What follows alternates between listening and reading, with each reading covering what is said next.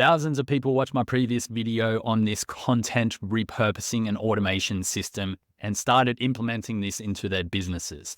I'm excited to show you today that we have a new update and it's bigger and better than ever. It's going to make your content creation process so much easier than ever before. If you don't know me yet, my name is Mitch Asser, and at the start of the year, I built this automation system for my own internal team. I have a pet care company. It does more than $500,000 a year.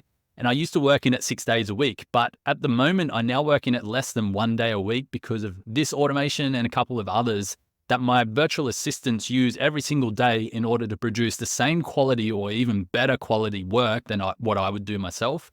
And they can move so much faster than ever before. I started sharing about this on YouTube recently, and thousands of people started using it in their business as well. So here we are with version 2.0. I'm going to give you the new features. I'm going to show you how we actually use the workflow in my own company. And then I'm going to give you the step-by-step process of how you can steal my system and implement it into your own business.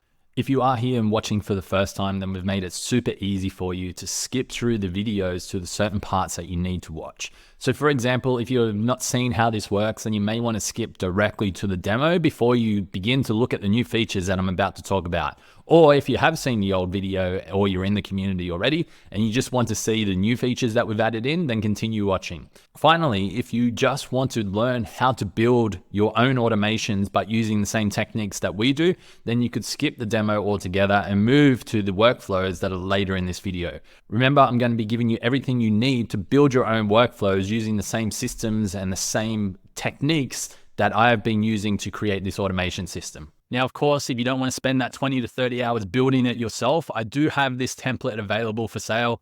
Completely up to you. It's a no-brainer offer. I'm going to share more about that in a second. But first, let's dive into these new features of what is included in what I'm calling the content automation operating system. Let's dive in. The first feature I want to talk about is a complete rebuild of the make scenario so that it's so much easier to build, but also so that now you can use any AI model. What used to happen, as you can see on the screen here, is that if we wanted to use ChatGPT, we had to build out our own ChatGPT workflow. Same as when we were using Anthropic and same as when we were using Perplexity.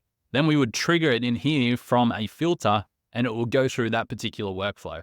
As you can imagine, that took a long time to set up. And if we wanted to add in any other models like Gemini, for example, then we would have to rebuild that entire workflow again. But what we've done now is we've simplified it. We now have just the one workflow for any model that you want to use. And we're doing that through OpenRouter. OpenRouter supports many dozens of LLMs that you can use for your copywriting and your workflows.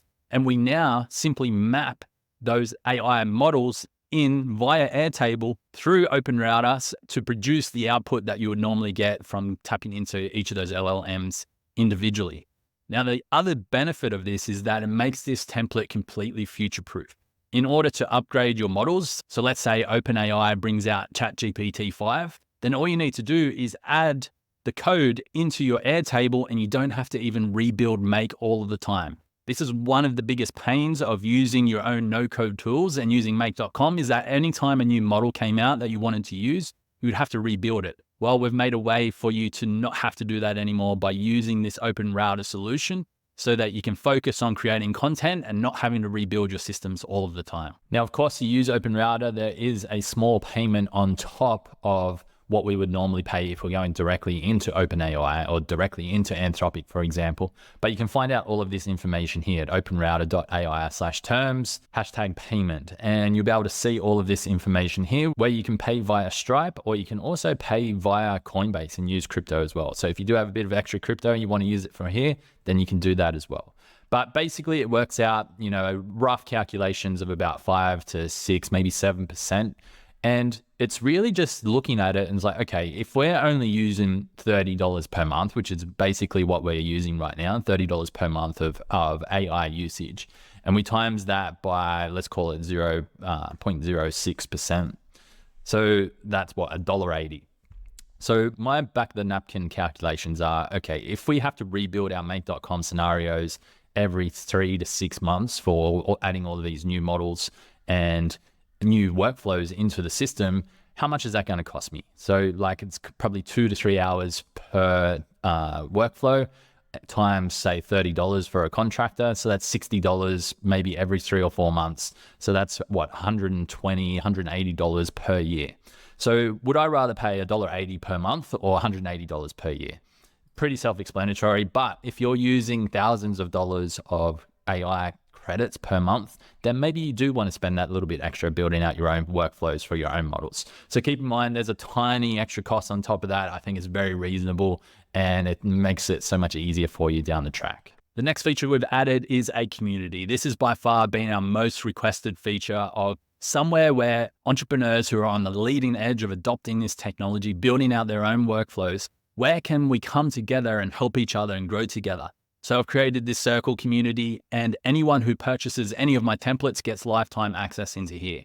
Now, if you do buy the template, it's a one-time payment only. I'm not charging a monthly subscription for these particular things, but you'll still get access into the community anyway, where you can support others, where you can ask questions and get answers to any technical issues that you're having along the way as you're setting up these templates. It's a perfect place for everybody to grow together and to adopt this technology in the best way possible so that we can be 10 times more productive than what we are right now. The next big feature we have is that you can now post directly to your social media profiles from inside of Airtable. We've made it a comprehensive place to not only create your social media content, but manage it and publish it as well. And I'm going to dive into exactly how we do this further along in this video, where you'll be able to see how the workflow actually operates. But for now, you get to create your content. It comes into this tab and then you move it across. You tell it when you're going to publish it, you choose your platforms, and we've even added a place where you can create your images directly from in here as well. So we'll tap into DALL-E. There are other options which I'm going to go through later in this video as well, of how we're creating really high quality AI images as well. And then it comes into these dashboards where you can begin to see how it's going to look on your profiles. For example, this is our Instagram view. So this is showing all the posts that are going to get sent into Instagram and how that looks. Or maybe in Facebook groups as well. So we have some different posts that we put into our groups. And we've got all of these different views now for each of our social channels, and made it so much easier to manage whether you are handing this off to a VA and then approving those posts, or if you're doing it yourself. You'll be able to see it visually in a very nicely laid out way so that your brain can approve these posts and get them scheduled as soon as possible. Like I said, I'm going to show you how this entire dashboard works later in the video as well. Now, by far, the biggest comment that I've received about this particular template is that it is the most well thought out content automation template that anybody has ever seen. And I appreciate that, because I do believe that it's the small details that really matter. For context, over the last 8 years, I've built a number of brands to communities of more than 100,000 people. I've generated over 1 million email subscribers for my own brands and others. So I have a lot of experience of how to actually use these workflows in a way that makes sense for business owners. Whereas sometimes there's other people out there that are just automating things for the sake of automating it. And I don't believe in that at all. I believe that if you're going to automate something, it must be effective and it must be well thought out in order to produce quality results for you and your team and your business. Otherwise, it's not worth it at all. It's just a distraction. So one of the small details that has become very important, because I notice there's a lot of people all around the world who are watching my videos and purchasing the template that I do have, is that some people operate in different languages. And what they used to have to do was go and translate all of the make.com automations and the prompts that I added into those into their own language, which were time consuming for them. And I thought there could be an easier way, and there can be. All you need to do now is fill out this brand assets tab and choose the language that you want all outputs to be in. And we've built the automations in a way that references this language every single time and provides the outputs into that language. So as long as that language is supported by the LLM model that you choose, then you're going to get the output in that particular language. Now, unfortunately, I can't speak any other languages. I wish I could. So I don't know the quality of those outputs, but I've been told that they're really good. Like I said, it's the small details that really matter. And also the workflow needs to operate in a way that helps you and your business. And I can promise you, based on all of the comments and testimonials and feedback that I have from people in my community, that this template does do that. And finally, I do want to point this out because I get this question all the time. Yes, this template can be built on the free version of Airtable. I know this is important for a lot of people, so I made sure to build it in a way that you can continue to use the free plan as long as you stay within the free plan requirements of up to 1,000 records per base and less than 1 GB of attachments. Now, I do have workarounds for all of those particular things, which I share more about inside the community as well. So the total cost to use this template that I'm going to show you today that you can steal from me and build yourself is as follows. Airtable, completely free. Make.com, you do need to use the premium versions, and that's anywhere from $9 to $18 a month.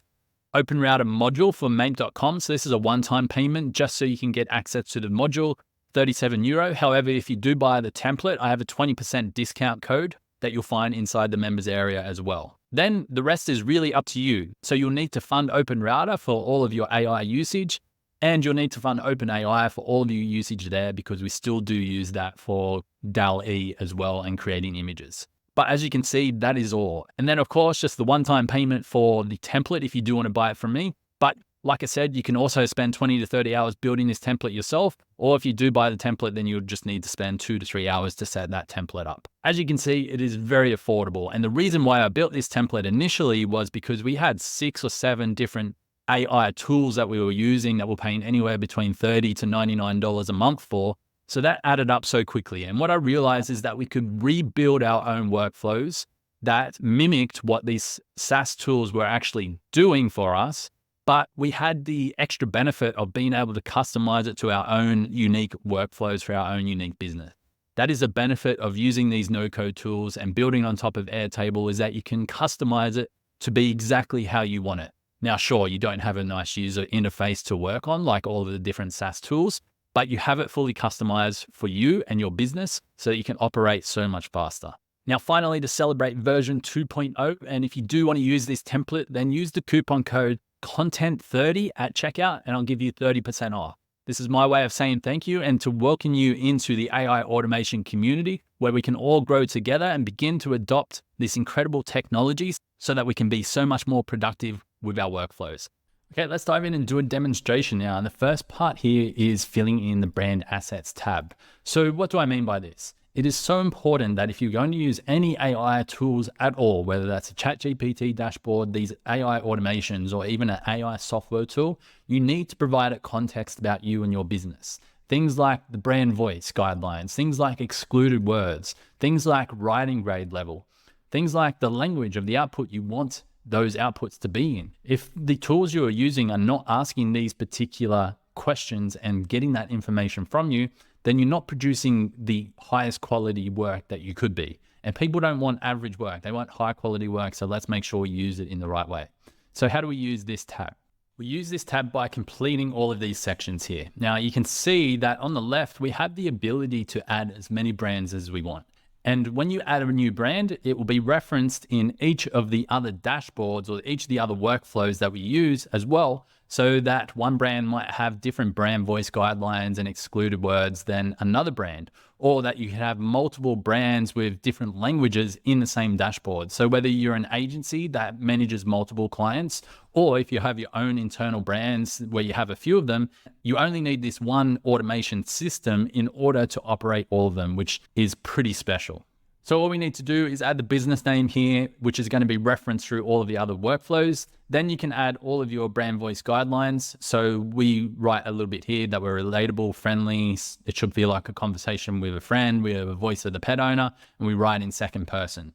You can also add in excluded words, and these are some of the main words that AI seems to write all of the times. I'll leave them in the template if you do want to use them. And you can add your own here as well. So for example, AI loves saying furry friend when they talk about pets for some reason. I absolutely hate it, so I add that in there. However, it doesn't always follow those instructions. It's a bit hit and miss still, but as the AI models get better and better, it starts to follow those instructions so much more. Then of course, your writing grade level. Worldwide, most people read and write at a 5th grade level. Some brands like Coca-Cola, I would say, would use like a 5th grade level for their writing and their marketing and everything they speak about. Whereas a more sophisticated brand like a law firm potentially might use like a 7th, 8th or 9th grade level when they're speaking to their particular clients. So it's up to you. You can add any of these particular writing grade levels. And I find that when you add this into a prompt, it just improves it so much more. So we have that there available. Of course, we've got our languages here, which I mentioned. Then over to the right, you'll see that we've added in the links to all of our social media profiles. And the reason why we do this is because it's interlinked, or it's a linked record with the social post tab. And I'm going to get into this more later on, but basically it allows us to then track and store our posts that have been automated from the social post tab. So we plan all of our brand stuff here in the beginning before we start to move along to any of the dashboards, because everything in this workflow gets referenced. So what do I mean by that? Let's go into the ideas tab now to begin with. So the first column in the ideas tab is to choose your brand asset. And if I open that up, you can see that we have both of our brands here that we've added into the brand asset tab. What this does in the background is that the make.com automations reference all of those things that we just spoke about inside every single automation so that you can get the most accurate output as possible. So here we are in the ideas improver, and we're going to add in an idea that we have that we want to expand on. And the way this works is I'm going to choose our Pet Summits brand, and let's say we're going to create a newsletter. And I want to create a newsletter on the most effective diet for dogs and how I can feed my dog in the healthiest and most affordable way. So what we now can do is, let's say that's our idea. We want to expand on that idea a whole lot more. Now, what I have done is created these idea template prompts. And this is the premise of how almost all of our automations work, where I give you the control on how you can actually use this automation system in an automated way, but with full control of the outcomes and the inputs that actually go into. So as you can see, we've got a few options of how you can expand on that. So we might want to ask an expert. And then that is going to feed this prompt here into the automation and reference this section here, what is the most effective diet for dogs? And it's going to provide that output here in the next tab. Now, where are these selections coming from? So this is linked to what we call the ideas template prompts. So this is all the way over here, and we put in all of our prompts here that we want to use. Now, I've added a few prompts to get you started, but the idea here is for you to add any prompts that you want to use for yourself. So you can add these to be specific for your own business, your own industry. It could be for your own workflows and what you're actually creating. This gives you so much more control than having to go inside Make and adjust the prompts all the time like you see on so many other automations. Secondly, you can also add as many as you want. So I could add 3 here or more. I could add all of them if I wanted to. And that is going to run through each of those automations one at a time and just iterate through each of them. So let's do that. So what I've done now is I've triggered the webhook inside make.com. And as you can see, it now says that it is AI writing. So it's going off into the background and it has written all of our prompts. And then when it's done, it is saying now that it has been complete. So if we come across here, then here it is written over here. We've got our first idea expanded upon in this particular section here. We've got our next idea expanded upon in this particular section here.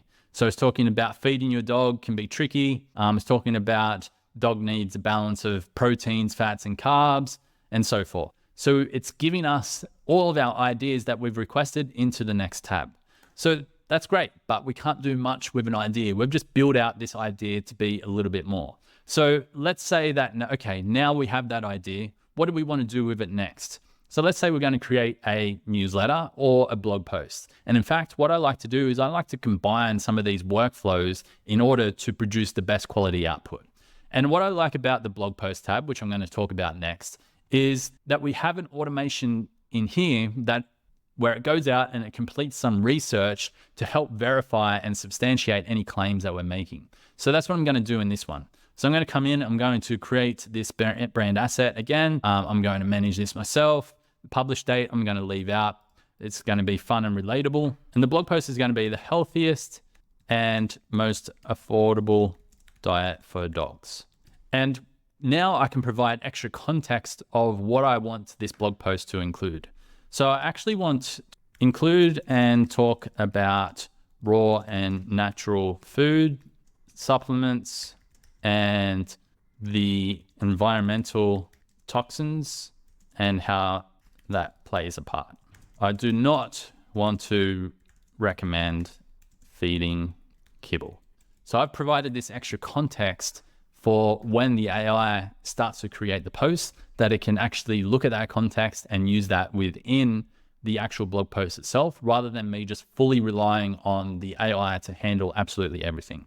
Now, the other thing that I want to do here is I want to research a little bit about dog diets. So I'm going to use Perplexity in this instance. We can choose the Perplexity model, and I'm going to go complete research.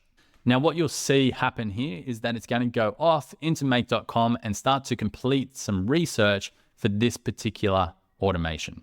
So as we can see now in this section here, it said that it is complete and it has provided an output here in this section here. So if I go expand, it now has provided us with that research that I've asked it to do. So the first question it thought that we should answer is, what percentage of dogs develop health issues due to nutrient deficiencies in common commercial kibbles? And it's provided us with some sources there. Now, it's always beneficial to go and double check that AI are producing the factual stuff. So you always want to go and check these claims, but it's a really great start in order to get you on the right track. And this is another benefit of this automation that I've built, is that you can reference different models at different times of your workflows. For example, doing research, right now Perplexity is still the better option for doing research. However, when you're writing and doing copywriting, I'm finding that Claude is actually the better option. So if I wanted to use this in my workflow, then I'm happy with this. Now I can use a different model to actually go and write the blog post itself. And there are different types of blog posts. So I've added a few examples in here as well, where you can choose from. But again, basically, we're referencing another tab across here called the blog post template prompts. And it references these particular sections in order to produce the type of blog post that you like. So I have examples of how-to guides, listicles, comparison posts, checklists, and so on. And if I don't have it in here, you can write your own prompt in order to train these automations to write blog posts exactly how you want them. So again, this is what I'm saying. You can mix and match these automations, and then you can also use them in a way that is perfect for you and your business. But let's keep it simple. Let's just say we want to write a how-to guide, and then we come across a little bit further. It said it's waiting for the AI here, and we can choose which model now that we want to write this blog post with. So we can go create blog posts with Anthropic, and it's accepted. We've sent this trigger off into make.com. It is writing now, as we can see in this particular column here, and is writing in the background. Basically, what it's going to do now is first, it's going to create an outline. And as you can see, we've done that in these other versions up here. It's created an outline first, and then I'm going to show you the automation later in this video, but it's the way that it's working through the automation is that it's referencing the whole outline. It's working through each individual section one at a time. It's referencing what came before and what's going to come after the section that it's writing. So this creates a really comprehensive article, which is way better than anything you can get inside of the ChatGPT dashboard itself. So as you can see now that we do have the AI complete, and it has added all of these outputs across here. So let's dive into them. So if I go expand post, I can now see firstly the outline that it created for me. Next, here is the final output that it produced for this particular blog post. So it started with an introduction. Then it wrote this part here about understanding the risks of commercial kibble. It added in those studies that we did in the research step. And then added in a section of benefits of raw natural diets, toxins, which we asked it to.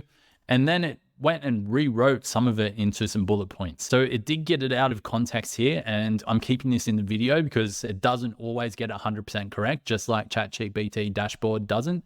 But what you can do is you can grab some of these particular bullet points, and this was the purpose of this section, was to mix up the blog post itself and create some bullet points so it's easier for you to read as a person who's reading the blog post. So you could just copy and paste a couple of these, put it into the right section, and then delete out the other sections that are not relevant. It does a bit of a cost comparison, which is cool. Add some more sources in here, any additional resources that you should look at, and an extra conclusion. So again, it gets a little bit off track. But the other parts here that are really beneficial is now that it now creates an AI meta description as well. It then does a double check to see if there are any other facts that we talked about that you could look up. So it's checking again what claims were made, and then what questions you could potentially go out and ask Perplexity, for example, to just check and make sure that the facts that are getting written in your posts are 100% factually true and correct. It then takes those questions that it comes up with, and it does a second check inside Perplexity for you as well.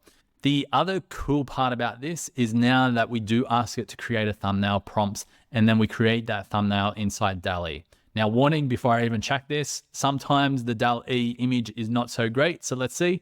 it's actually pretty good. This is one of the better DALL-E images that I've actually created. And the reason why I get the prompt added into Airtable is because let's say that you're not happy with the image that it creates in DALL-E. All you need to do then is just copy this prompt, come across into, let's say, your ChatGPT dashboard and say, create me an image of a joyful, healthy dog enjoying a meal, and see what it comes up with for you. Also, you could add it into Meta.ai and get an image from in there, or you could go into Midjourney and add it in there. So that's why I left the prompt inside Airtable, so that you have multiple places that you can take that prompt and go and find your images. So here I would just ask it to do a wide image. So I would have asked that if I was to do this normally for myself. But you can see now you're not just relying on the API, you have multiple options at this point.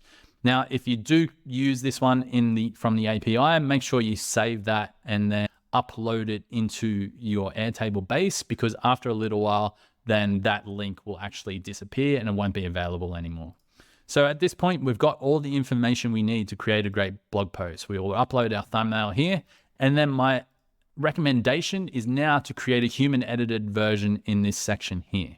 So I'm not going to do that to save time because this is just a demo, but you would just add in your human edited version into this section here, and then you can go along and complete the rest of the workflow. Now, some extra things that we talk about inside the community are ways to directly import this post here directly into your WordPress website or wherever you're creating your blog. There are other automations you can add on top. Now, remember, this template is just a template. It's something for you to get started with and customize yourself on top of what I've created. So you can add your website blog post URL here once you have that created as well. As we continue along in this workflow, you can create a promo email and turn all of this into social media content, which I'm going to get to later. But what I want to get to next is actually not creating a blog post. Remember, I'm actually using this blog post to create a newsletter. So now I'm in the general content tab. We're going to go through and create a newsletter. So first I'm going to select my Pet Summits brand, and then I'm going to say the healthiest and most affordable diet for your dog. And I'm going to paste in that content that we just generated that has references, that talks about all the things that we want to talk about. But now we're going to turn it into a newsletter structure.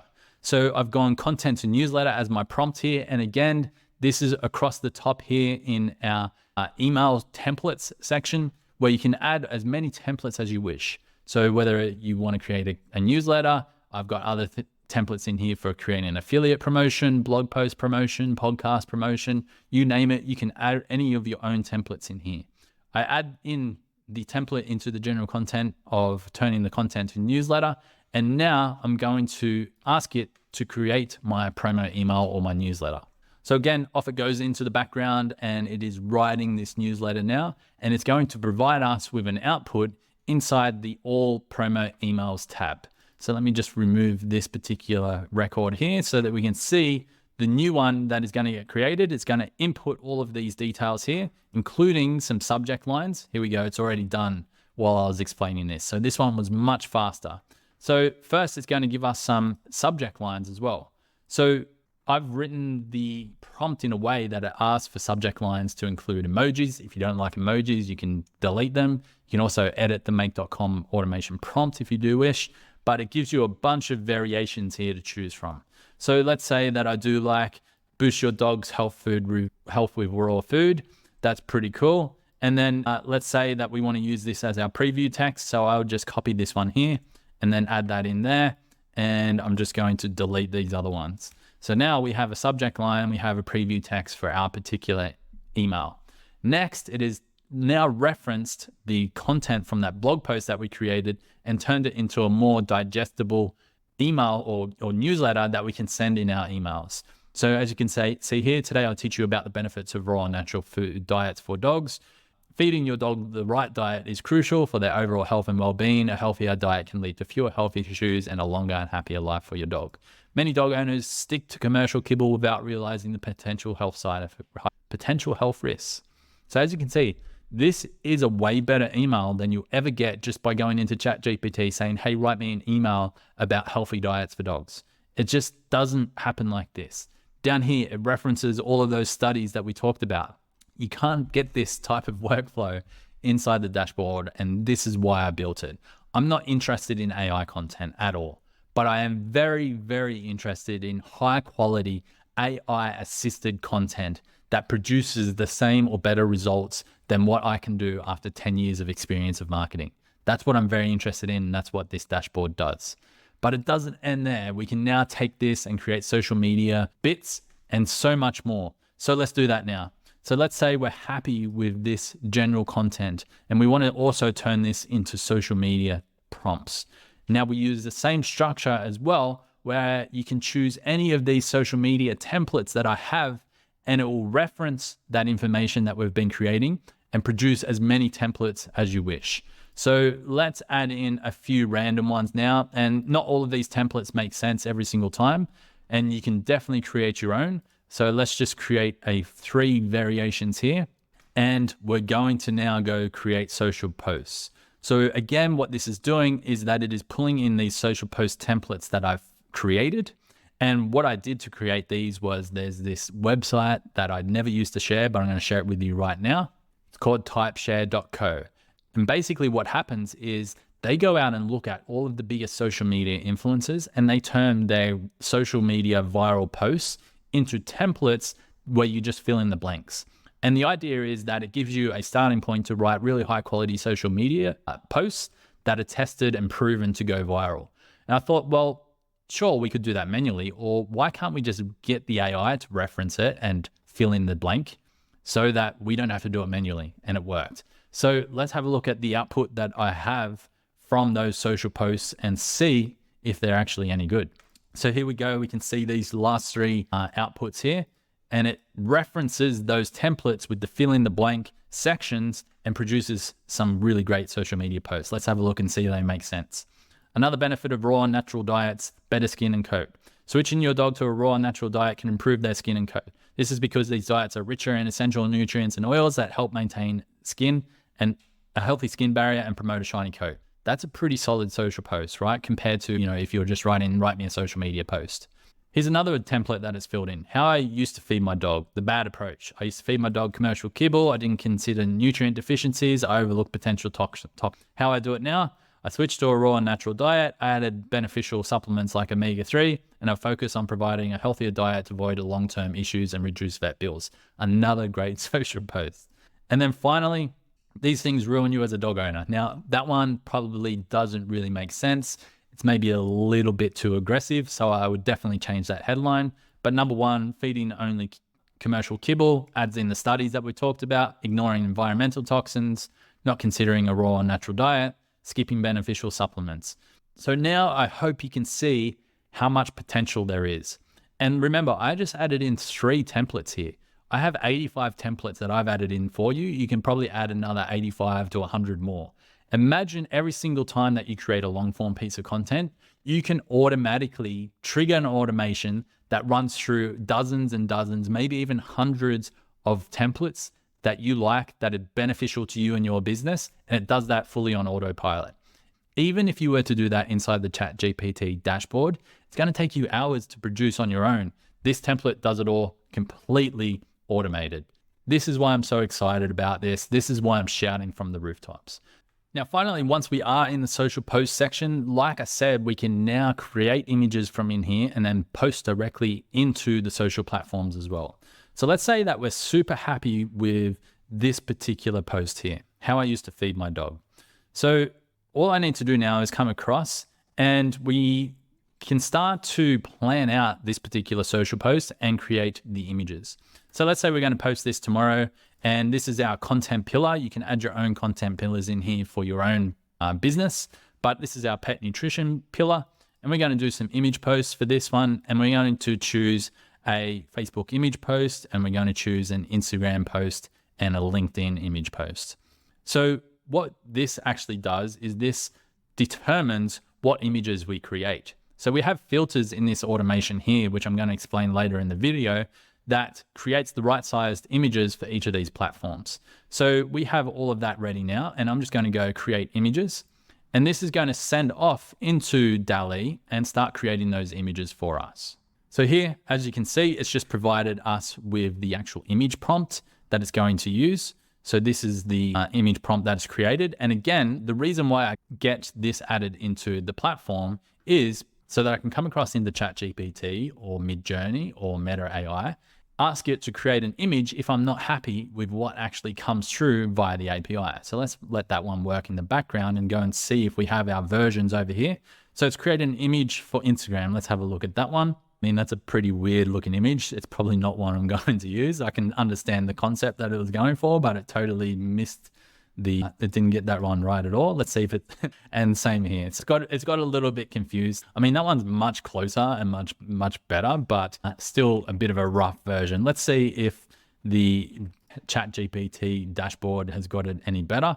It's slightly better, right? So we have a different version here. Me personally, I love using Midjourney, and a lot of people say, well, why don't you automate Midjourney? To automate Midjourney actually goes against the current terms of services. So do with that information what you will, but we definitely don't want to get anybody in trouble for automating Midjourney, so we stay away from that. However, take the prompt and add it into the actual Discord dashboard if you are using Midjourney. So let's say that we're happy with that, then we would download the attachment. Let's just download this one for anyway. And what I like to do before I re-upload it into the Airtable dashboard is to just reduce the file size a little bit. So we only need an 800 by 800. And then I would typically go in and just go compress PNG as well. And we would just add that in, download that as a compressed version, and then upload it into the attachments section here.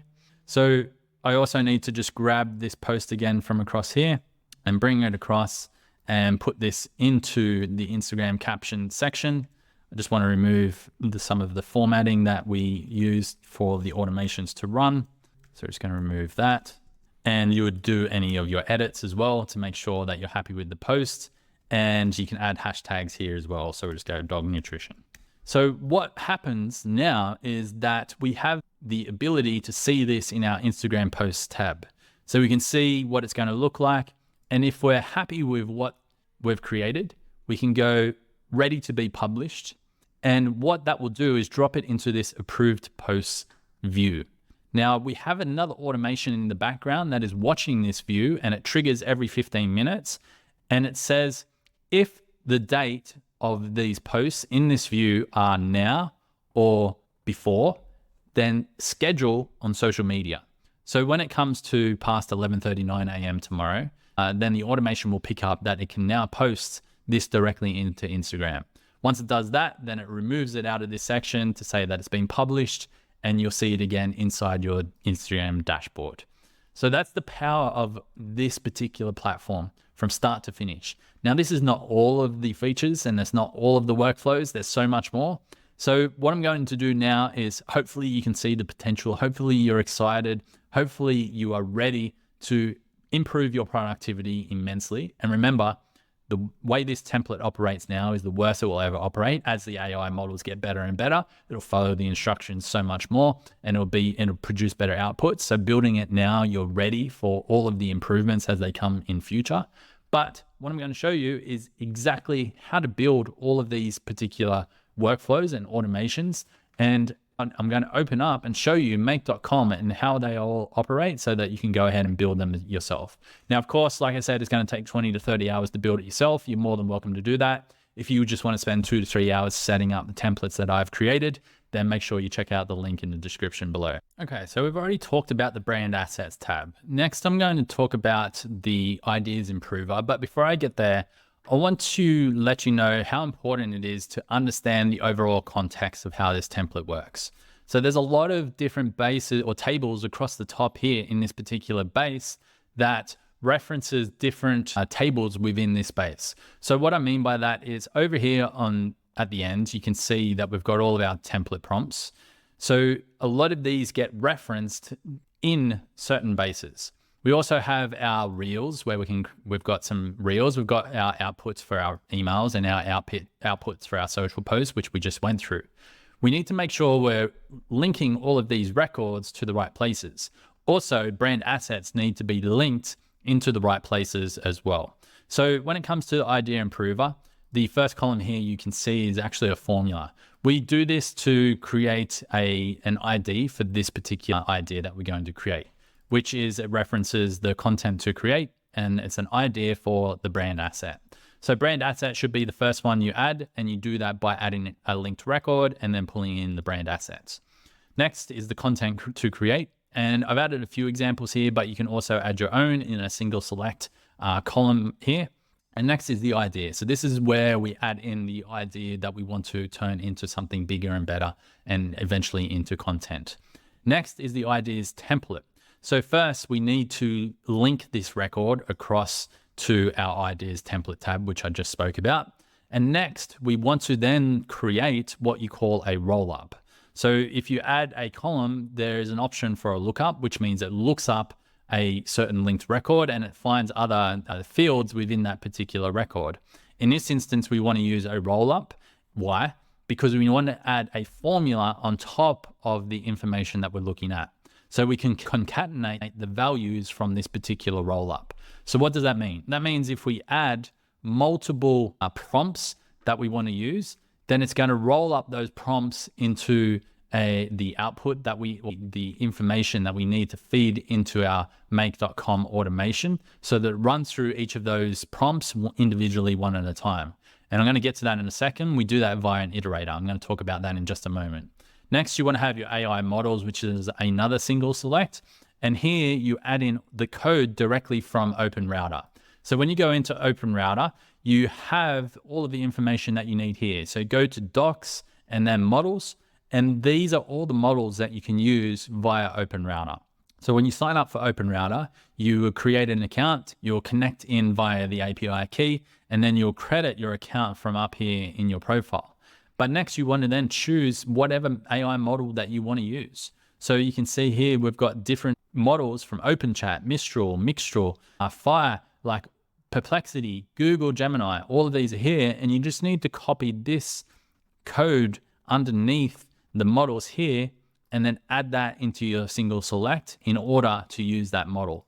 And what will happen is that we will send this information into make.com and directly into the OpenRouter module where it gets mapped into here. Next, you want to have an AI status. So something that you can't see is if the automation is working in the background or not, unless you add a status. So we add this status of pre-AI, AI writing, ... and AI complete. This is used in every single workflow so that we can see whether it's working or not. Now, the harder part, which becomes a bit complex to add into Airtable, which would be ideal, but I decided to keep it out, is if it errors, we don't actually get the error message inside Airtable, but you will get an error message from your email. So just keep that in mind. Next, and this is the way that we can make this work without having to pay for Airtable, is we trigger these automations via a webhook. So this is the formula here. You use a concatenate formula and attach the record ID, which a record is simply a row inside Airtable, on top of that webhook. And when you click the button inside Airtable, it triggers the webhook with that record ID, sends all of the information inside your record or inside your row. So a record is simply just a row across in Airtable, and it triggers that into make.com. So inside make.com, then that means we need to capture that webhook. So your first trigger is the webhook, and it gives you the information that you need for that webhook to actually go and work. Next is then we want to pull all of the information that is triggered from Airtable and get all of that information. So we go get a record, and then we map in the record ID in this section here, and it will pull all the information that we need. Next, and this is a more advanced version, and I didn't have this in my first version because I didn't understand how important it was. But the more advanced you get, the more you realize how much more beneficial it is to set your own variables up front. So I set these variables mostly for people who buy the automation. When I didn't do this, what used to happen was if you're mapping in your own automation, it resets everything. So you'd have to map in all of these here in the AI module yourself again. So the setup time was huge. When we first got started, the setup time was like 4 or 5 or 6 hours for some people to set up. Now we've reduced that down to basically 2 hours or less if you have some understanding of this, or if you're completely new, then there is a little bit more of a learning curve, but you quickly get it. Now, the one downside of the templates is that you will need to remap Airtable. There's no way around that. It's just the way Airtable and Make work together. So you have to remap all of those yourself, but they're fairly easy to do. You just have a quick look before you actually start to remap as to where all the variables should go. And typically you're only using these tool variables or these output variables from OpenRouter, and it's so much easier to map than it was before. The other thing that we're doing here is we're updating Airtable, and we're doing this in order to change the status of our AI. So as you can see here, we're changing this to AI writing, and that is the reason for this particular one. And then at the end, we need to close that off to say that the AI is now complete. And then we tick this button here, the yes, that checks the box inside Airtable to say that it's AI complete. So that's the parts around the automation. Now let's get to the automation itself. So remember I said that we are feeding in the packaged prompt templates as a roll-up into the automation so that it runs over and over again. We do that by setting the variable here first as input brief.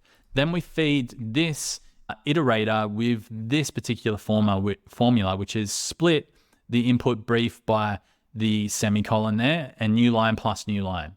So the way that we have this built out inside of make.com allows it to go through multiple times. And that's why we have the concatenate formula written as it is as well. Then it will feed each section through, or each prompt through the OpenRouter connection. Like I said, it will reference this model, which is the AI model that you set inside Airtable, and it will provide some system prompts here, which is the brand voice, excluded words, and writing grade level. As I mentioned, that's what we set in the brand assets tab. And then here's the prompt here. So it references the idea that you want to create. It references the content type that you want to create, whether it's a newsletter, YouTube video, and so forth. Here is where you're adding in your output must be in the language that you selected. And then here is the template that it should follow, which is the value from the iterator that we're feeding in each of those prompts individually, one at a time. Down the bottom, we also set a few advanced controls, which is we want the max token output to be 2024 tokens. And I like to keep the temperature much lower than if you were to use the ChatGPT dashboard, for example. So I typically operate anywhere between 0.3 to 0.5 or 6 when it comes to temperature. And the reason why I do that is because it stays so much more focused on the prompts that I give it, and it doesn't provide me with any crazy words that are just weird and that AI seems to love. So I keep the temperature really low, which is also why I get so much better outputs inside the API rather than working inside of ChatGPT itself. Next, it then creates a new record in Airtable. So what it does is that it actually feeds all of the new records into the All Ideas tab. So we plan the ideas in the Idea Improver, and then it feeds the output into All Ideas. The reason we do that is because we're using the iterator. So we need the iterator to drop in a new record every single time. So we can't really feed it into our initial record unless it just works out so much easier and more efficient doing it this way, because you can then feed as many ideas through as you wish. So it'll feed the output into here as many times as we need. So let's say we have 3 iterations. It'll do one, feed it into create record, then it'll do another one, feed it into create record, and then the third one. And then it will close out the Airtable record once it's completed all of those, and it tells us that our ideas are ready. Now you can simply come in here. You can then approve them if you wish, and you can add anything else to this particular section here as well. But basically, I like to feed the idea into here. We have the idea ID, it's very similar format where we're creating a formula as the idea, and then we now have this place for us to build upon our ideas. There's a few hidden fields in the background as well, like the brand asset. So if you want that to show, you can. And let's say you're working with multiple brands, then you can actually duplicate this view and you can change up your filters for your different brands. So let's say that we just wanted to have it for the Pet Summits brand, then we would add that in there, and you can change the view to say it's just for the Pet Summits brand. If you just understand these 2 workflows in a nutshell, that's what everything else does, but it's just been programmed and created and developed in a way that is specific for each of the other different workflows. So the other things we do is we create newsletters, we create YouTube videos, we create podcast episodes, we create blog posts, and then we create just general content. So this can be absolutely anything that you want to create inside general content, for anything from a newsletter to creating an ebook to anything you can think of, you can create your own prompts in order to feed it through this general content tab. So that's basically how it works. If you don't watch any more of this video, you can take that same concept and build each of your own workflows using this same concept. But if you do want to keep watching, then I'm going to go through each of these other workflows individually as well. Let's continue. The next tab we have now is the newsletter tab. So like I showed in the demonstration, we created a newsletter from scratch. This tab is to repurpose that newsletter and create all of the other things that you need when you are actually going to put your newsletter and schedule it out into your audience.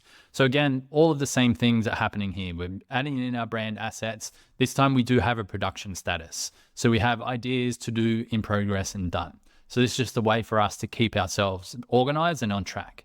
Then we have a name of the newsletter here, which you can add in. Just give it a name initially because we actually have a automation that creates some subject line variations as well.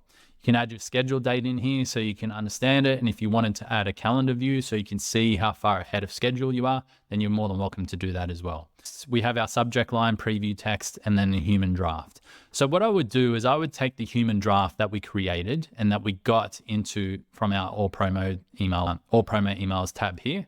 I would take that and then I would put it into the human draft section.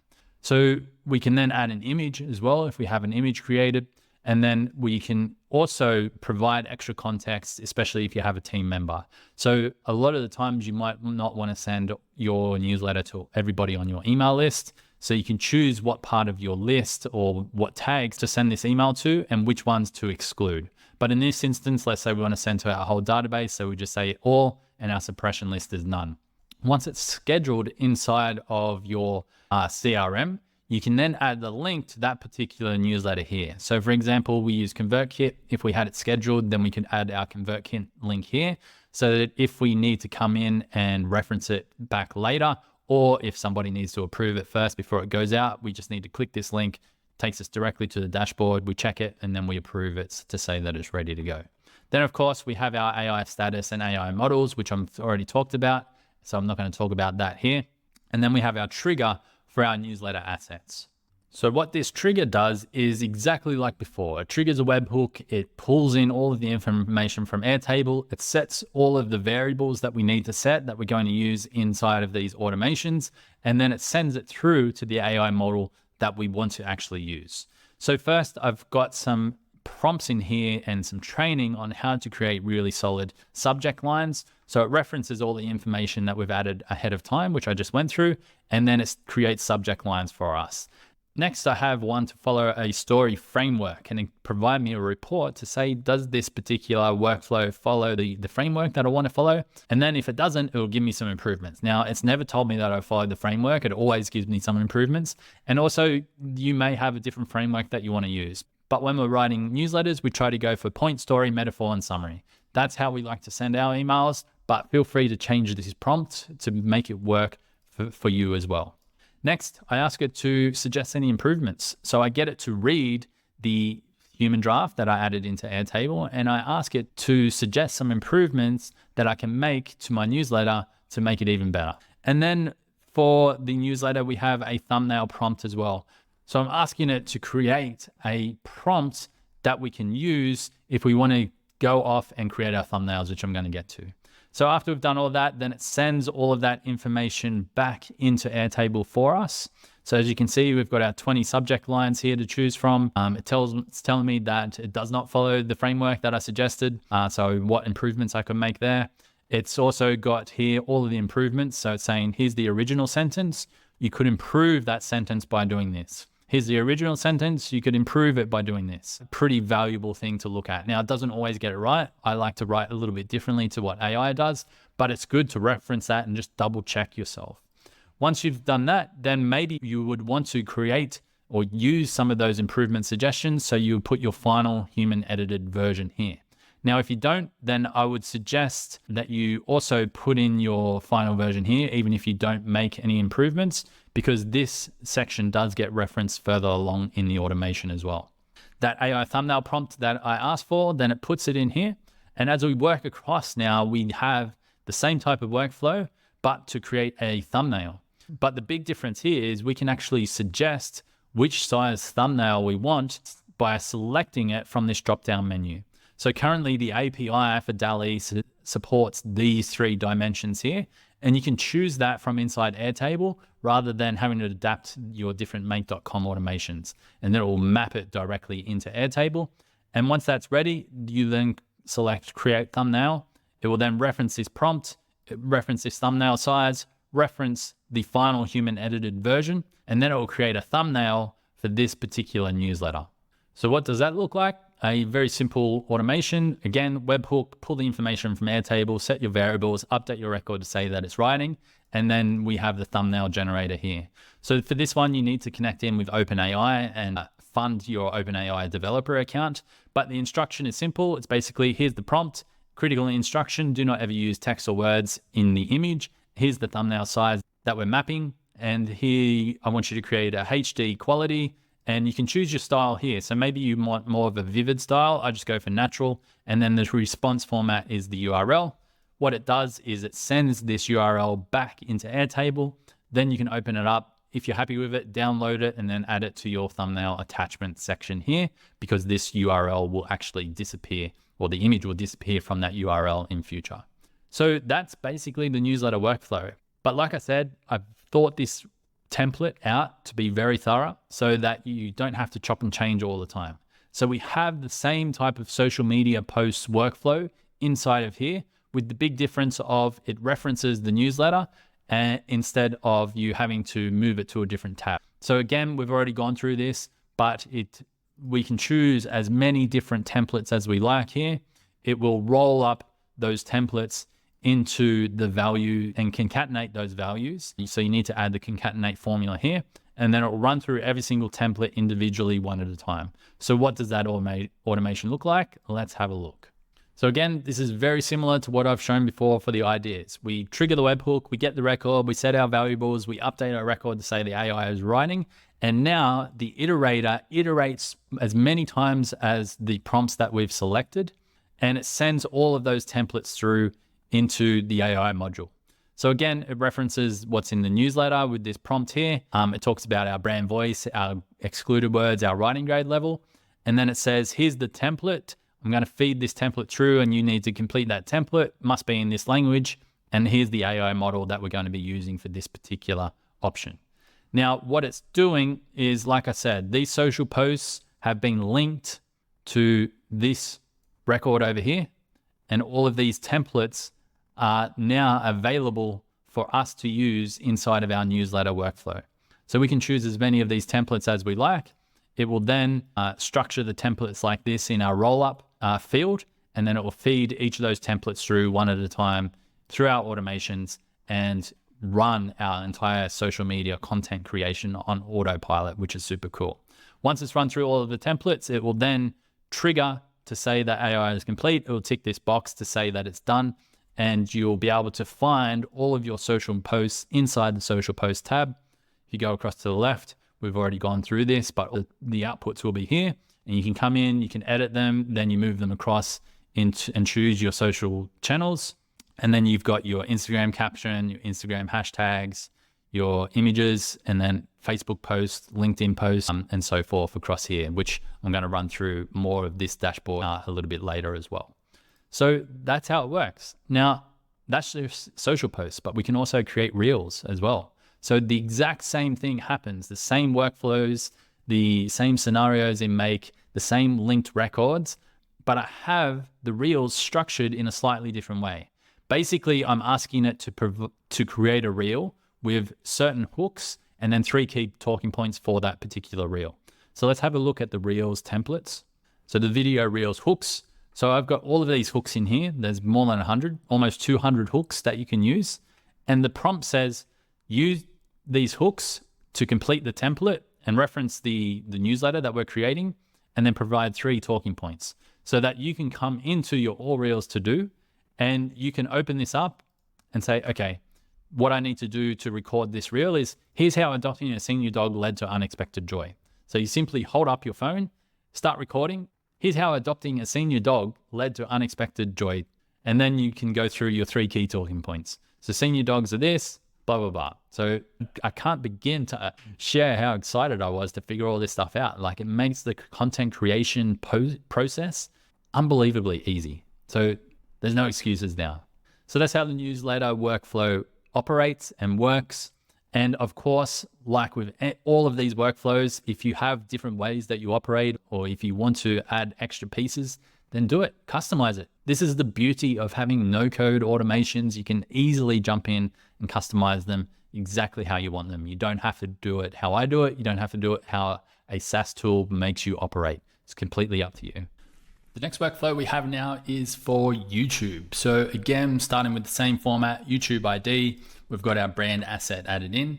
And just to reiterate, we do have a few hidden fields here that we've added, that we've just hidden away, that are lookup fields from our brand assets, like the language, like the brand voice guidelines, because we need to reference those inside the automations themselves. You can add your assignee here. So if you're working with team members, then add them in. Then we've got our status. So what status are we at? Add your own statuses if you need them. What is the working title? And then if you have a keyword that you want to include in the description, then you would add that in here as well. You can then add in your playlists. So you have two options here. You could write it here individually, or you could change this to a single select if you just have a few different playlists that you want to choose from. Completely up to you.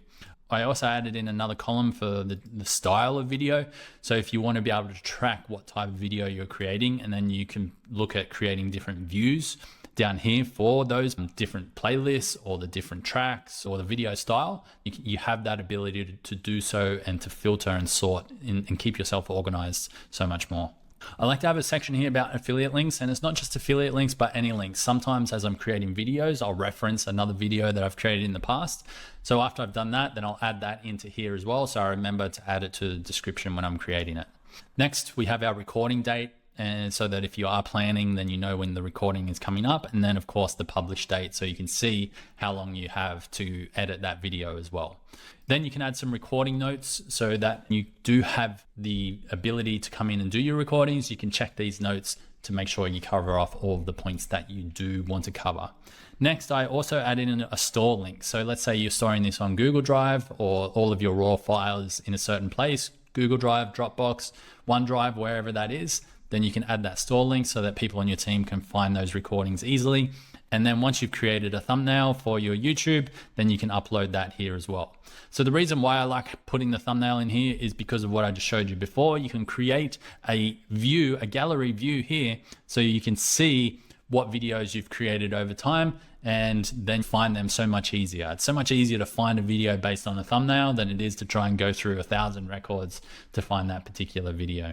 Once you've published it, then you can add your video URL here as well, so you can reference it easily later. So you would add that in later, before or after you've done the rest of this workflow. So what happens now is, if you want to create a YouTube script, then use the general content tab. But once you've created that script and recorded it, then the rest of the workflow operates to help you create everything else you need around this particular video. So once you've done that, you've uploaded it into YouTube, then you want to add your video script into this section. So you can grab your YouTube transcript from here, and you can just copy and paste this all the way down and then paste that in. And if you do it this way, you'll get, when we ask it to create the timestamps, it'll get it perfectly correct. But if you add in other transcripts where it doesn't have as many timestamps in it, then the timestamp output won't be as accurate. But again, we've got now our AI status, our AI model, and then we trigger this particular automation via a webhook as normal. So again, it triggers it the same way, triggers a webhook, gets the record, sets the variables, updates the record to say the AI is writing. Now, again, we've trained it to create some different titles. So 10 variations, 5 titles that capture attention, and 5 titles based on keywords. And it gives you a few examples. Next, we ask it to create a description, and we've got some best practices in here of how to write a great description. It also then references your SEO keyword as well. Next, we ask it to provide the YouTube's timestamps, and it should be written like this.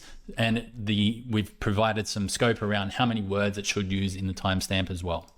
Next, we then talk about the thumbnail for YouTube. So if you want to add text to your thumbnail, we've actually trained this prompt on some of the thumbnail prompts of Diary of a CEO. It's a podcast that I occasionally watch, but I know how much testing they do for their YouTube thumbnails. So we trained this particular prompt on some of their best thumbnails so that you can benefit from that particular strategy as well. Once that's done, it's all then fed back into the Airtable dashboard where you can find all of those things here. And then we've got this human edited version where you can accumulate or aggregate all of this information into your final human edited version. And then when you upload your YouTube video, you can just copy and paste from the human edited version section and then you're ready, good to go. So again, for the AI thumbnail section, we have 10 outputs that we get, and you can pick and choose what outputs you want to use on top of your thumbnail. Now, like a little hack, if you're wanting to scale up and really test and iterate, you could create a thumbnail with all of these and let the audience decide which one is best, not just you picking. Bit of an advanced strategy for you. So once we have all of that, then we have all of the same things that we've had in the other workflows. You can now reference your YouTube transcript to create promotional emails, to create a blog post, to create social images, to create reels. We link in and link together all of those particular things. So we've got our trigger here for our promo emails. So that's linked. We have an extra blog post workflow. So what I realized was some people like to turn their YouTube videos into blog posts as well. And rather than having to take your transcript and then go and put it in the blog post section, I thought, why not just build in the same blog post workflow into this section as well? I'm not going to go through the blog post automation here because it is an advanced one. I'm going to save that to last. But again, it will create the outline, it will create the final output, and then you go in and you do your human edited version as well. Again, we're doing the social posts. So you would add in a linked record, then you would add in a roll up, and then add in the formula of concatenate the values inside your roll up, and then trigger the social posts automation, which we've already been through. And then the output will then be sent into your all social posts tab as well. And then the same idea again for your reels. So a lot of the rest of these workflows are just the same again, but with a little bit of a difference at the start. So we're doing different things for newsletters, YouTube, podcasts. So we want to make sure our workflows are slightly different for each of them so that we can be as efficient as possible. Now, I could have made this just a generalized dashboard and you'd have to figure it all out for yourself. But by just going the extra mile and creating dedicated workflows for each type of content, we can just power through our content creation process. So that's the YouTube workflow in a nutshell. Let's continue on now. Now we have the blog post workflow. So I'm going to go through this one in as much detail as I can so that you can replicate it if you do wish. So of course, we're starting with the same things, brand assets. We've got our lookup fields for our language, brand voice, and so forth. Typically that's hidden in the background. So let's just hide this language one.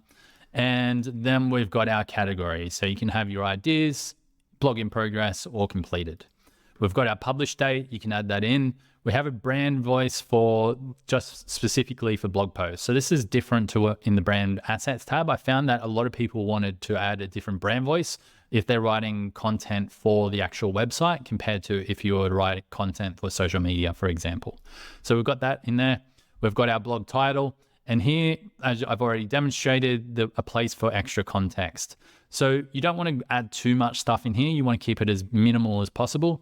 But once you have that in there, then you'll be able to go ahead and create some research for this particular post. So we've already demoed that. And all that does now is that it's a very simple workflow. It triggered by a webhook, grabs all of the records that it needs that we just explained. Then first, it creates 5 questions. So I'm saying, I want you to come up with 5 statistics, facts, or studies. You will do this first by providing me with an output of what question I should ask. And then I give an example of what I mean by that. Next, it then takes those 5 questions and then I feed the output from this module into this module. And it says, okay, here are the questions. I want you to answer these questions. And for this one, I'm not actually mapping in the model. I'm using a model that I've already selected in this particular section here. So you might want to come through and trial all of these different Perplexity models here. Right now, we're trialing the Llama 3 Sonar 7B, and asking it to produce the research in this particular option. Now, the reason why I point that out is because potentially in future, other AI models like OpenRouter.ai will have better research capabilities, and you may want to change that up in future. So it's important to note that changing this will only change the first module. It won't change the second one. If you want to change the second one, you need to come in here and do it manually yourself. Once it's completed that research, it's like you've seen, it sends it back into Airtable so that it can reference it for now the blog post template. So this blog post template is to another base over here, which is our blog post template prompts. And then you can adjust any of these prompts or add your own to give you the output that you're looking for. So I've got how-to guides, listicles, comparison posts, and so forth that you can use in order to create your blog posts. Typically, when we're writing posts, we're writing listicles or how-to guides. The other ones, we don't really use that much, so we don't really focus on it. Once you've selected the template, you can only do one template in this instance. Then you want to now create the blog post. So here you can choose whatever model you like from the drop-down menu and then create the blog post. So as you saw, it then goes through the automation to create all of those things, the outline, the output, meta description, and so forth. So what does that actually look like? So this is the automation. It is much more advanced. So let's dive into this one. So again, all of the same things, triggered by a webhook, grab all the information, set the variables, update the record to say we're AI writing. And first, we now want to create an outline. So we're giving it context of the business with our brand voice, excluded words, and writing grade level. Then we're giving it context of the title, the blog post extra context, the research, and then the blog post template that we want to write. Is it a how-to guide, listicle, and so forth? And then we're saying that it must write in the language, and then it must be in ATX format. So this is important for the rest of the automation to work. So once it's done that, it provides the ATX format into this variable called the input brief. So this variable has to be set after this particular automation completes. And then we send that input brief via this formula into the iterator. So we're splitting the input brief by the semicolon and a new line. And then we filter it so the section equals the value, or the value of the iterator starts with the two hashtags. So remember, that's why we said in here, it must be in ATX format. ATX is basically for H1, it's one hashtag. For H2, it's two hashtags and so forth.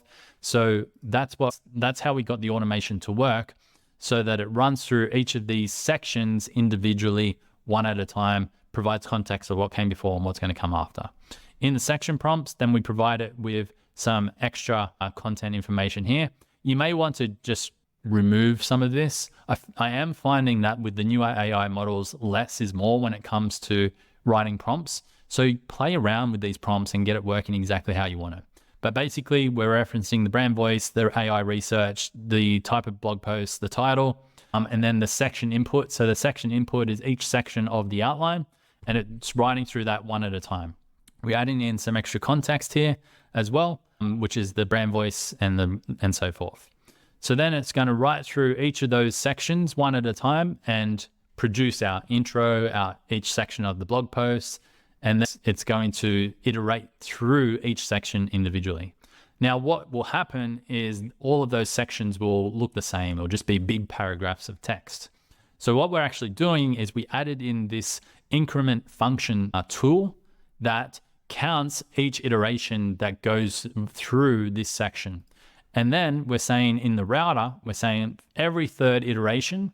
So every third iteration, which is we're passing this number, which is the condition. Every third time this comes through, when it's equal to 3, 6, and 9, then send it up into this module. And then we're saying edit the following text. I'm actually just going to remove the top bit. Edit the following text to break up the flow. Add bullet points and subheadings where needed for variety. Use markdown format. Your output must be in that language, and then the section text is added in here. So that'll rewrite that text. It will then set that variable as section text like we have over here. So we're setting that variable as section text, and then we're getting that variable down here. So it pulls, every time a section text is set, it pulls that variable down into here, and then it aggregates all of that together into the one output or the one field, and then feeds it back into Airtable. So once we've got all of that, we use that also in for writing our meta description, for completing our facts, our perplexity research. So again, this one is using them directly. It's not getting mapped in. And then we use it to create our thumbnail prompt. And then we have DALL-E integrated, which uses the thumbnail prompt, chooses the thumbnail size, which is the wide variation, quality HD, the state, vivid or natural. I'm just going to go change that to natural because I was preferring that. And then it gives the output of the image as a URL. Then it updates, like you've already seen, all of that into this section here, where you can now come in and reference all of those particular bits of the blog post. Here you find the DALL-E URL, and then once you're happy, you can upload your thumbnail into here. And if you like, you can create other views, gallery views with thumbnails, so you can see it all laid out. Then once all of that is done, then like I said, we have this human edited section here. So you want to add all of the output into the human edited section and go through and edit it.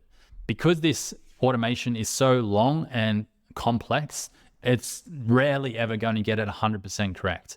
But like I always teach, when it comes to AI, you should be editing every single output anyway to make sure it feels like you, to make sure you're producing the highest quality possible.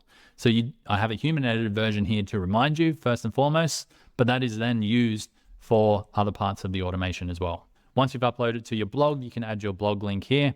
And then if you want to create an email about to promote the blog post, then you can do that here, and then it sends it off into this particular automation. So again, the rest of this is the same. You've already seen how this operates. You've seen how the social post templates work. You choose your social posts here. It's all fully integrated, and it will now reference the blog posts so that you can create as many social media posts as you want from these particular blog posts. So again, like I said, this is a much more advanced workflow. It does require a bit of editing because it is so complex, but like I've already referred to, these AI models right now are the worst they'll ever be. I'm sure over time, as they get better, they'll understand what we're trying to do here, and the outputs will continue to get better and better as well. Also on that, some of the AI models react differently to our prompts. So there might be times where you need to just edit the prompts a little bit, depending on the model that you're using. So some of them understand the way that we're writing our prompts. Others you need to, just change them up a little bit so that it does understand. Now we have the general content workflow. And if you're somebody who wants to create a lot of AI content from scratch and from nothing, then this is where you would spend most of your time. So I do have a couple of variations here, which is create a promo email and then create social posts. However, keep in mind, you are able to use these automations in the way that you want.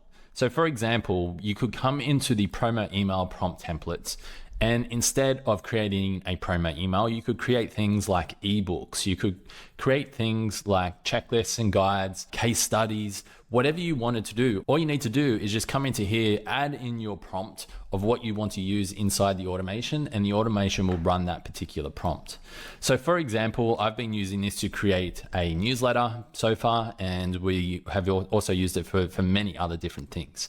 Some of the other ways that we've used it is taking chapters of books and turning those into newsletter content. We've taken transcripts from talks and we've turned those into different types of content as well. The other scenarios that I can think of, you may want to interview your customers for success stories, and you could take the success story or the interview transcript and then turn that into a case study that's referencing people's actual words that they're talking about, plus writing some extra pieces on top. So there's so many variations you could do. And that's why we just called it general content, because it can be absolutely anything. It's really down to your imagination and the prompts that you write for this particular workflow. So as always, it works the same way. We have an ID up front. We've got our brand assets tab. In the background, we've got all of our important information for the brand assets, like language, voice guidelines, excluded words, writing grade level, and so forth. We've got here our title. So you just give it a title for the piece of content that you're working on. And then you can add your transcript or your piece of content here that is going to be referenced inside the make.com automations. And it will reference that transcript, that piece of content, and then it will produce the output based on the actual prompt that you give it. So here, again, as always, we've linked this record to our promo email prompt templates. So we link it into here where we can now reference any of these particular prompts that we want. And then we use our roll-up feature as well in this particular workflow where we concatenate all the values and you can run as many of those prompts as you want through the automation.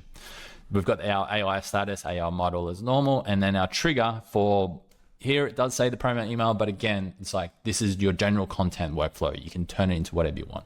So what does that look like? Works exactly the same as pretty much all of the others, which is we have a webhook to pull the information. We get all the information from the Airtable record. We set all of our variables that we need for this particular workflow. We update Airtable to say that the AI is writing, and now we begin to run through the iterator. So as always, the iterator is set for the input brief that has all of our inputs that we want to run through. Then it will create our promo email or our general content. It will then create a subject line for that particular email as well. And then we will send that back into Airtable to set the new record. So let's have a look where that goes. We come back into our Airtable, and if we go to all promo emails tab, then this is where it will be sent. So it will map in our brand assets. It will tell us what category it's for. It'll provide us with the subject lines, and it will provide us with the full AI output as well.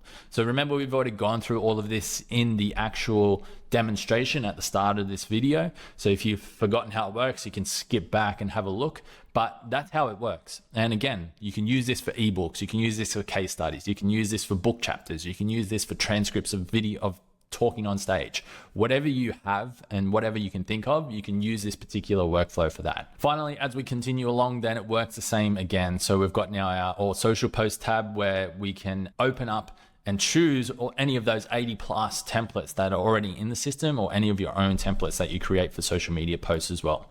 So the big difference being that we just say in the prompt that we want it to fill in the template rather than to complete the email. So it's just a slight different change in the wording for this particular workflow, but it works exactly the same. Webhook, pull the record from Airtable, set all the variables, update the record to say the AI is writing, then run through all of your particular prompt templates through the iterator. The iterator then sends those into Airtable, and then Airtable at the very last time we say that it is complete.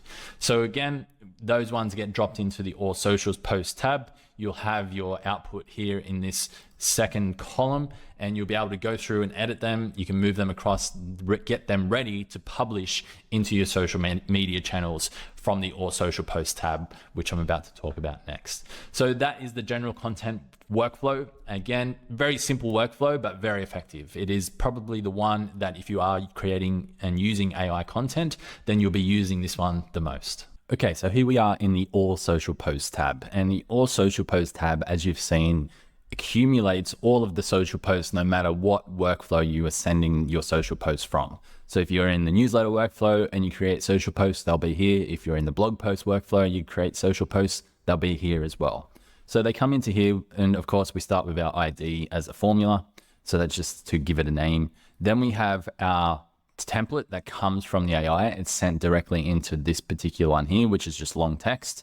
And we do have a version that tries to clean up the text a little bit, but honestly, that was from the previous version. We don't use that a lot right now, but it's there anyway if you just want an easy access into the cleaned up version.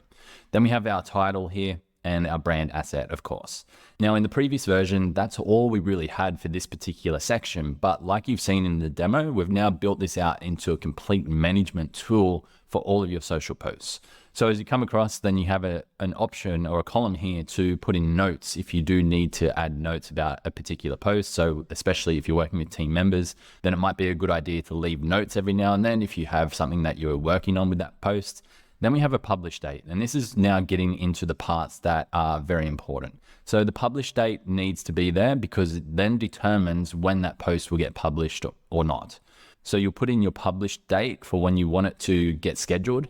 However, as you'll see in the automation that I'll get to in a second, it probably won't schedule exactly on that time, but it'll be within 15 minutes of that time. So I'll get to that in a second. So in the status, we have a number of statuses here that we can choose from: to do, edit, design, assets, ready to be published, and published. Once it's ready to be published, it then comes across into this approved post tab or view, Airtable view. And the automation watches this view to then post when the publish date comes around. So I'm going to come back to that in just a second. Let's continue with this all social post tab first. We've got our content pillars tab, so you can customize that to have all of the content pillars for you and your business. The post type, so we've got image, carousel, reel, story, text, and video, and all of our social channels. So the social channels in here that say auto are the ones that can get posted from directly inside Airtable. It will go through make.com, has a native integration into each of those channels, and it will post for you. Any of the ones that say manual are the ones that you manually need to publish and post yourself. So keep that in mind when setting it up. There are ways around it, but I'm not going to go into that in this particular video. We then, of course, have our AI status for when we are triggering our create images, and here's our create images. So you've seen how this operates, where it adds in the prompt that we use for the image here, and it goes off and creates the image. So what does that actually look like? So here we are in the all social posts automation, and it works the same, where it triggers the webhook, pulls in the information from Airtable, sets the variables, and then completes the image prompt inside ChatGPT. So the image prompt references the social media post content. It adds in some extra context of what's important when creating an image prompt. The big thing to mention is that it must not contain text. At least right now, the text is always misspelled, so you want to make sure you're getting rid of words and text out of your image. Then update the record to add that prompt back into Airtable and say the AI is writing. And then we created a few different versions here. So we created these versions for two reasons. Number one, we give each of these prompts context of what platform it's for. So it may not make a big difference right now, but if it does understand a little bit more of the context of the platform, then the images may end up slightly different. So firstly, we do that. But secondly, because we realize that having options and choices is actually really important for people rather than just relying on the one image. So we thought, okay, let's split it by different platforms. But the idea is it will feed all three images back into Airtable itself. And then you can either choose to go with 3 different images for your posts if you're posting on multiple platforms, or maybe there's one image that stands out that you want to put on each platform as well. Now, the other thing that you can play around with, if you like, is the different sizes. Typically, when we're posting on these social platforms, we're just going to be posting a square size. The Facebook image size actually doesn't get generated in DALL-E. At the moment, they only have these 3 options here, which is basically your wide, your square, and then your vertical. Facebook is slightly different to that. But if you wanted to do more of your story size images, you could play with that as well. Or if you wanted to do wider images, you could play with that as well. We then choose HD and Vivid, and then the response is the URL. So the rest of them are exactly the same, but in here we're just saying Instagram post, and then in here we're just saying LinkedIn post. And then we're feeding those back into Airtable. And then this final module down here just changes the AI status to say that it's AI complete and the images have been created. So the reason why we put this down here is because these have filters and will only run if you have selected in your social channel back here that you want to publish posts to those particular platforms. That's when it will run and create those images. If they aren't selected, then it won't run through those filters in the create images section, and it won't provide an output. So once they have been created, they are then sent here into the Instagram image URL. And like we went through earlier in the video, this is where you can download the image, check it out. And then if you do want to save it to be used and published from inside Airtable, then you would put it into your attachments section here. Now, like I said at the start, we are currently using the free Airtable, which doesn't have a lot of storage for these types of attachments. So if you wanted to continue using the free Airtable version, but you're uploading a lot of images and videos, then you may want to switch this next part out to not use the Instagram attachment inside Airtable, but to reference maybe a Google Drive or a OneDrive or a Dropbox, wherever you're storing your images, so that it can pull it from there and not use all of the storage inside your Airtable. So let's take a look now at what that actually looks like. First, I'll do an example and post something to Facebook, and then I will talk about the formulas and stuff that we've created. So let's use this post here, a new one. So we're talking about another benefit of raw and natural diets. I've just created this image here that we can use that I was happy with. And now we're going to paste this directly to Facebook. So we've got our Facebook trigger selected here, Facebook image posts, and then I've just got it set to 11:04 a.m., which was 3 minutes ago. So when I trigger the social post tab, well, first I need to just go ready to be published. So now it's over here, ready to be published. And if I come into the automation, I'll just go run once rather than waiting. Now, hopefully we'll see the trigger, it goes up, it pulls that file from Airtable because we've selected the Facebook image. It's posting the Facebook image post. And then here, the output should be the post ID. So it now has disappeared from the approved post tab. But if we come back into our all posts section, we'll see that it's being published now.